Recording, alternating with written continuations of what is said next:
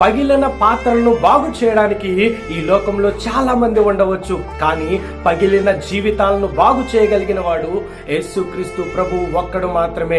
ఎందుకు ఈ విషయం చెప్తున్నానంటే, ఈ రోజు నీవు పగిలిన హృదయంతో అందరి చేత ద్వేషించబడి, అందరి చేత అవమానించబడి, ప్రతి ఒక్కరూ నిన్ను నిందిస్తున్నారా, అవమానిస్తున్నారా? అయితే యేసుక్రీస్తు ప్రభు వారు నీ పగిలిపోయిన జీవితాన్ని, నాశనం అయిపోయిన జీవితాన్ని, అంధకారంలో ఉన్న జీవితాన్ని రక్షించి నూతనమైన ఉజ్జీవమును, నూతనమైన ఆత్మను ఇవ్వడానికి ఆయన 2000 సంవత్సరాల క్రితమే నీ కొరకు, నా కొరకు వేంచేసి ఉన్నాడు. ఆయన మన యొక్క పాపముల నిమిత్తము, మన యొక్క అపరాధముల నిమిత్తము ఆయన తన యొక్క విలువైన రక్తాన్ని చిందించి మన జీవితాలను బాగు చేయడానికి ఆయన మరణమై ఉన్నాడు. అటువంటి గొప్ప యేసయ్యని మనము కలిగి ఉంటే మన పరిస్థితి ఏదైనా సరే ఆయన చక్కదిద్ది మనకి నూతన ఆత్మను ప్రసాదించి మన జీవితాలను ఆశీర్వాదకరముగా మార్చును